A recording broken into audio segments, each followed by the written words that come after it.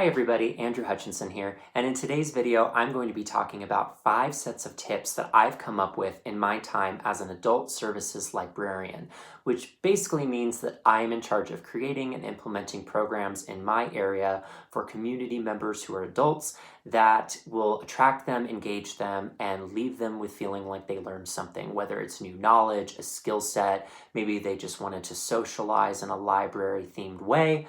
Whatever I can do to engage adults in my community, that is my job. And so if you have a similar job title and you're watching this video to learn more about library programming, then welcome. If you're a different kind of librarian, because there are many different kinds of librarians out there, and you maybe just want to watch this video to see what you can learn from it about library programming, then welcome as well. And maybe you're just someone who's interested in library programming, in which case, thanks for clicking on this video and checking it out. No matter what, I do suggest having a pad of paper and a pencil because I'm going to be going over all of my tips in detail, and I have actually quite a lot to go over in a relatively short span of time as I can make this. And so feel free to write down what interests you, and feel free, of course, to watch this video back as many times as you want to get what you need out of it. But without further ado, let's just go ahead and start diving into my first set of tips, which is what to do when you originally sit down to start planning any type of library program, whether it be for adults, elderly population, children, or any other segment of your local community.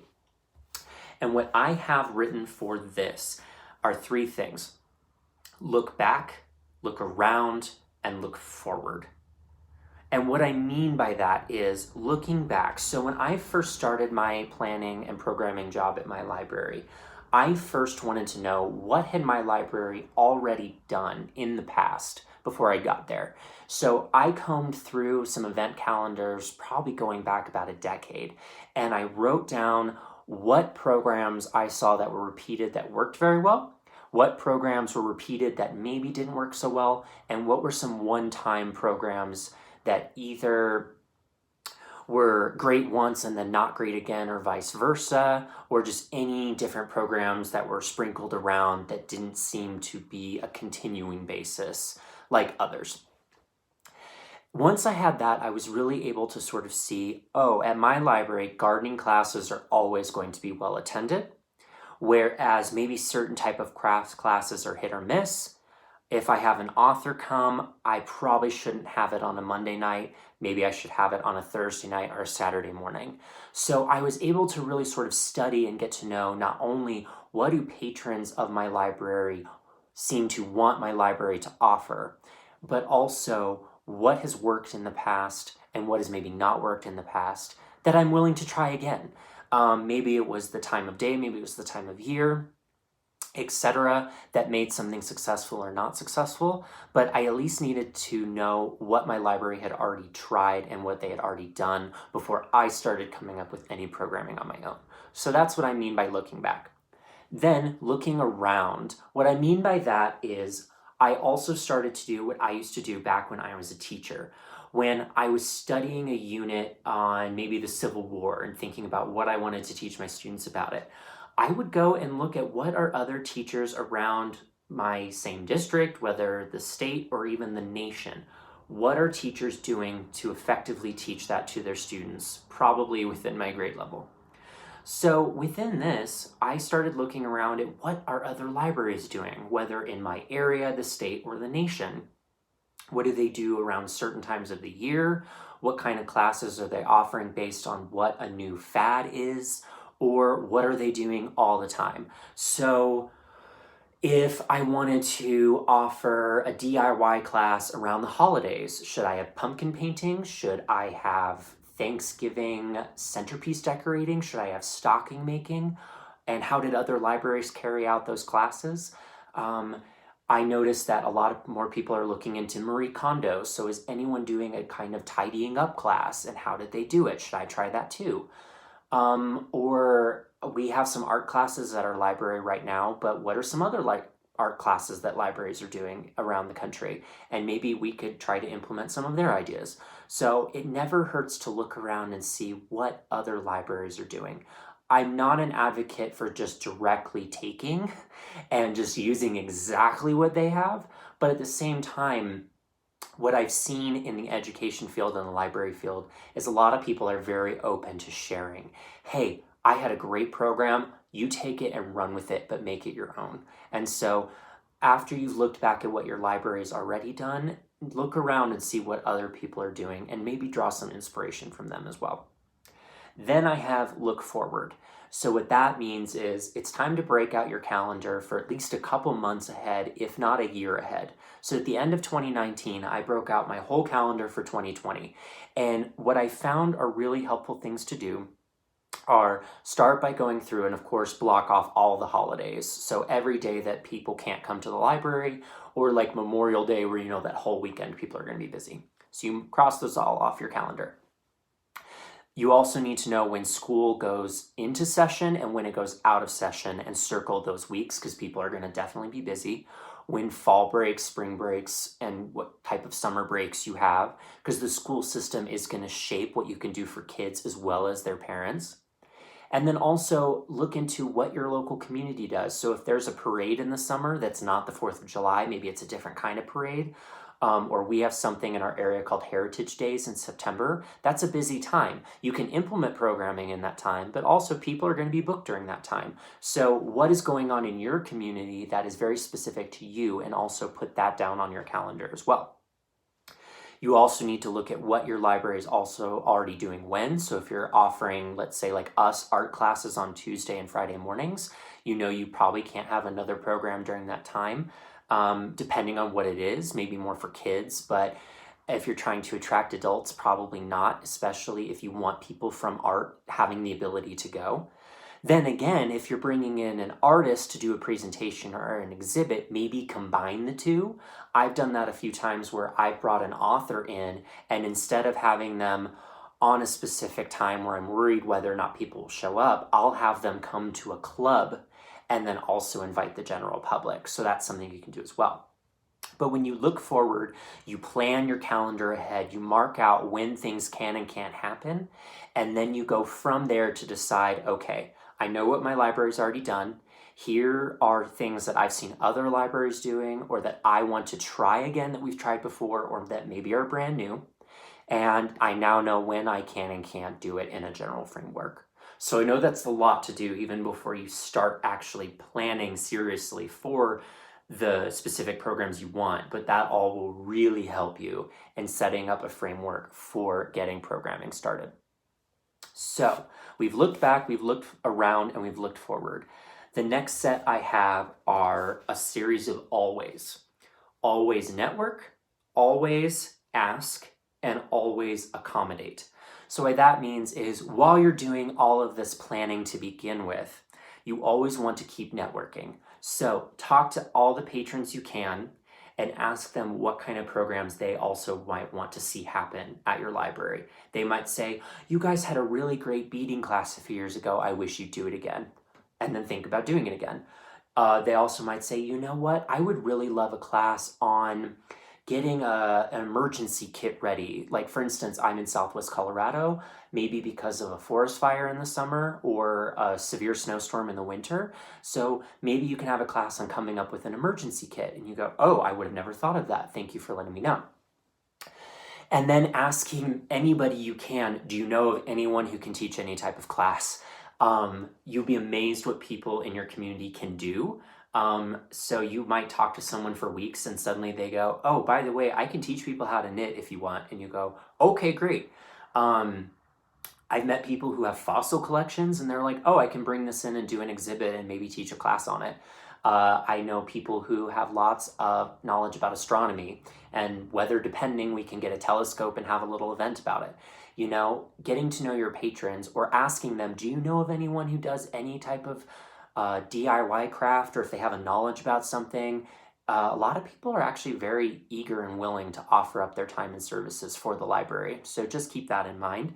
And then when you're out and about, always have your librarian ears open. So for instance, I've been in grocery store aisles and I'll hear someone next to me go, oh, I used to teach pottery. And I go, hi, my name is Andrew. Nice to meet you. Would you maybe ever be interested in teaching pottery at my library? You know, you just never know. So that's why I have always network. No matter what, while you're planning, always network with people.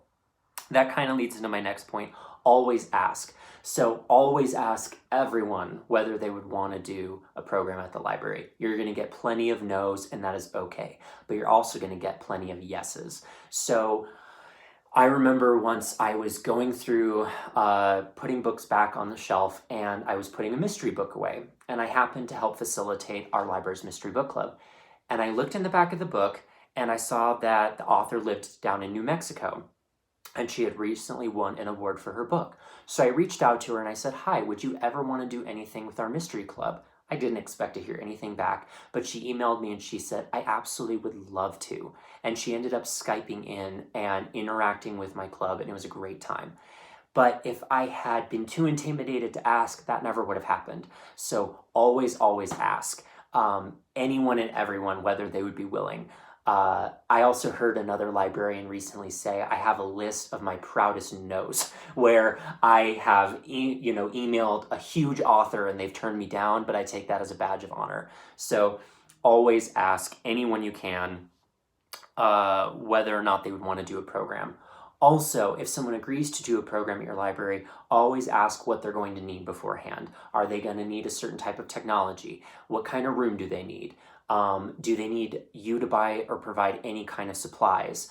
Do they want an honorarium? Can your library offer an honorarium? So definitely talk with your director or your financial person about how much money you could potentially offer people if they come to do a program. So ask a lot of questions as well, and be prepared to answer a lot of those questions that whoever you might ask to do a program is going to inevitably have.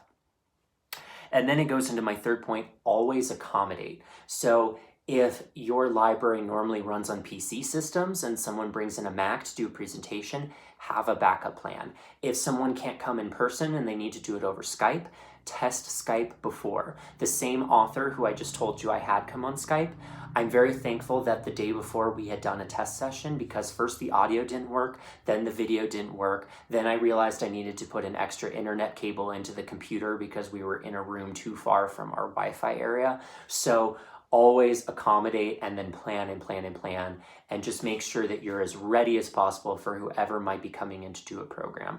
Or if you're doing the program, accommodate for your patrons. So make sure you might have some computers ready if they don't have one and they need one, writing utensils, paper, or even I'm going to go into in a little bit talking about creating an atmosphere, maybe with some food, talking about even accommodating people who are gluten-free or might have some certain allergies. So accommodate not only for who might your programming people that it's centered around might be, but also your attendees as well. So definitely always important to accommodate.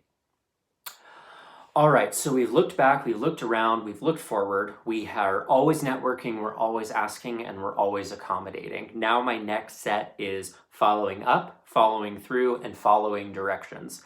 So when you're following up, you want to continuously check in, not too much, but check in with someone who might be doing a program for you. So for instance, I'll schedule people 6 months out. And it's very easy to not get in touch with them again until about a week before, and then you message them and say, "Hey, is there anything you need?" And they say, "Oh, I actually need a lot of supplies for this," and you're out of time. So check in every once in a while and always follow up with whoever might be a part of your programming process, and just see how they're doing. Things might change, and you need to be aware of that as much as you possibly can. Following through. That kind of ties into if someone says they need supplies, order them right then. It's better to not wait, because then they might check and say, "Have you ordered those supplies yet?" And you say, "Oh, no, sorry, I haven't." They might think that is a little bit unprofessional, so you always want to follow through. If you say you're going to ask your director about something for them, make sure you do it as soon as possible. If you're going to try to set up the room in advance, make sure that you're on track to do that. If you're not able to set up the program or event, but you're having another coworker do it, make sure they're informed as well in advance as possible. So just making sure that you're following through with all of your pre-planning. And then following directions. This is a key element, because you might be under the direction of your library director or someone else in your library, or you might have coworkers who you're working with.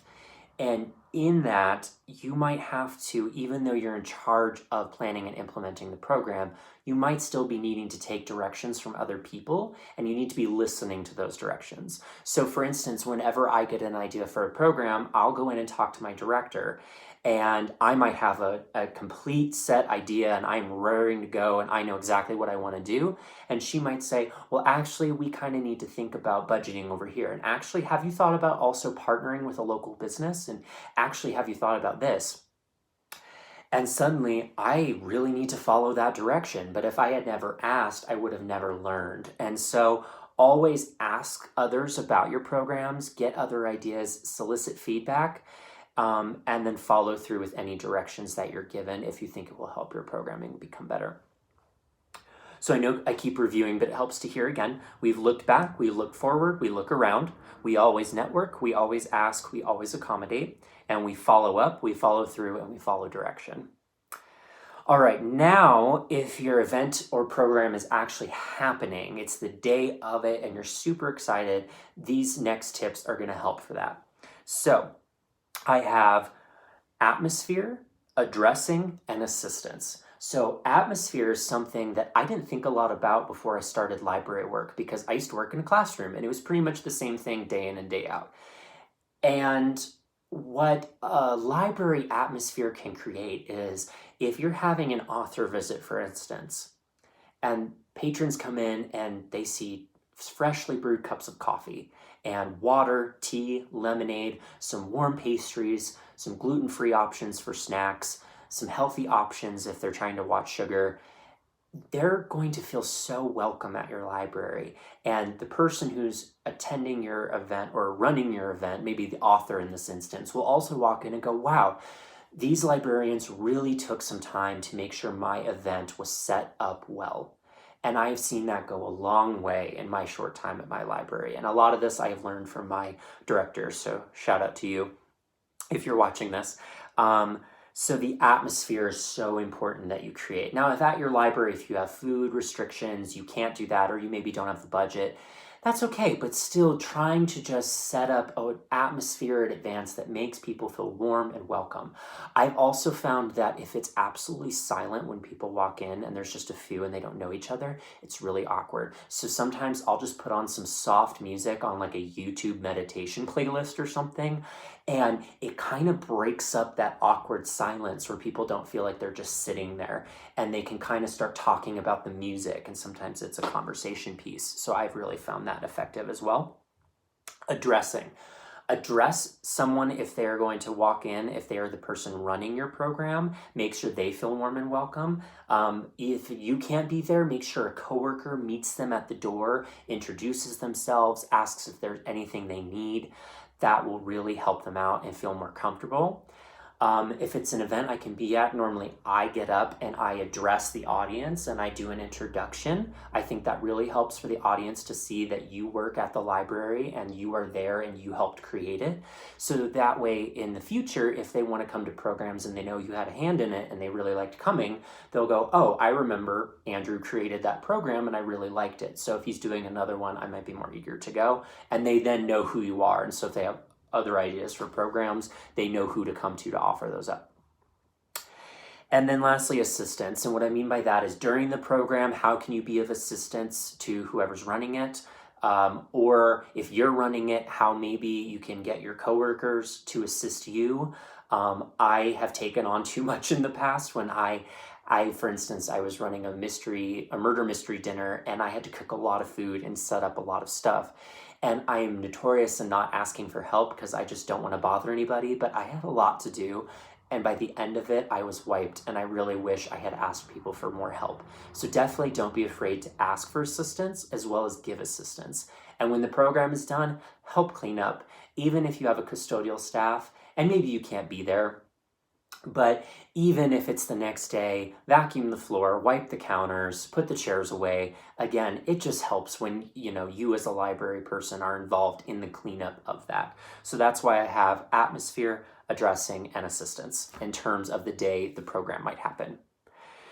Okay, now we're finally at my last set of tips. You've made it this far. Please stick with me because these are also extremely important once maybe a program has been done. Or even if it's a series of programs like a class that's continuing, you can also continue to create that atmosphere every time, continue to offer up assistance if the class is ongoing, and also keep addressing any of the needs of anyone who's involved. So even if it's not a one-time event, if it's an ongoing, those can still apply. Okay, now moving on to my last set, which is reflection, reevaluation, and reputation. So reflection is important because after your program's over, it's important to go, okay, that went so well. Let's do something like that again.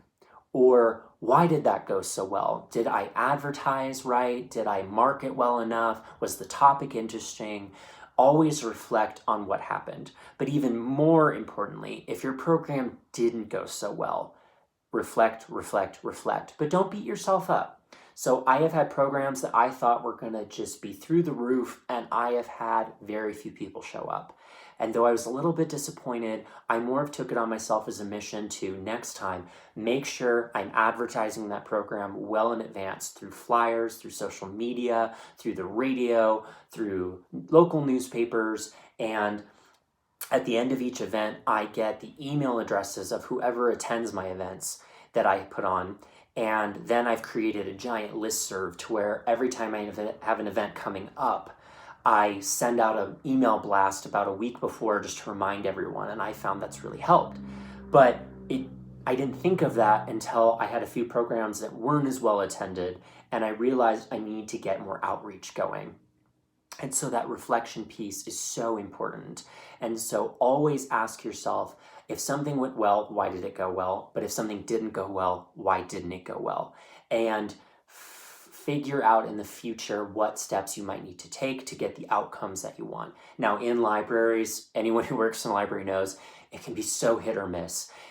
It could be a storm outside. It could be a beautiful day. So either people are trapped inside or they're all out hiking. It could be the time of day. It could be a whole variable of events that keeps people from coming or showing up. And so don't beat yourself up too much if your programs aren't well attended, but at the same time, you can always keep reflecting to yourself and trying to get better. That ties into the next one pretty well, reevaluation. Maybe you need to change also the format of a program. You might need to get someone else to teach a class, and it might be the same subject, but maybe whoever the presenter was just didn't knock it out of the park the way you wanted to. Maybe if you've taught it, you want to bring someone else in to teach it. And so you might need to redo the program, but it might not be even anything about what was around it. It might just be the program itself. So what changes might you need to make in that reevaluation piece? And lastly, my final point is reputation. So you as a librarian, the longer you do this, are going to get a reputation. We all have reputations in our jobs and in our everyday lives. And they're not something to be daunted by, but they're going to exist. And so what I have found is if I really plan my programs thoroughly, I am as forward thinking as I can about how to make them happen in the best possible way. I'm always networking with people. I'm always following through with people. I make them feel welcome the second they walk in the door. I assist as much as possible. I follow up by getting people's emails so I can email them again and stay in contact. I thank people for having done programs and invite them back again if I feel like I want them back. Making sure I'm as professional as I possibly can be, that will spread. And people will be more likely to recommend to their friends, go do a program at this library because they make things happen. Or you might check in with other librarians and network amongst each other, and then that's going to further help your own reputation about being a team player. And so there are so many different opportunities to make sure you have a solid reputation as a programmer, not only for yourself, for who you're bringing in to carry out programs, for the people you're making programs for, people you're collaborating with, et cetera, et cetera, et cetera. So those are my 5 sets of tips in order to start creating, planning, and effectively implementing programs in your libraries. I hope these helped you. If you have any questions about any of these, comment down below. If you want to hear about any more specifics about programs I've done, I'm going to definitely do videos more in the future about very specific programs like escape rooms that I've done. I've had Hawaiian dancers come to my library. I have done a wide variety of things. And so I plan to make programs going into those in more detail. But again, if you have any questions or if you have any further tips to share, if you're a programming librarian, you are a librarian, or you are a library program attendee and you have seen things that work and don't work, feel free to comment down below and let me know your thoughts. But I hope this video has helped. And until next time, thank you so much for looking at or watching my channel. I appreciate it. And I will see you guys later. Bye.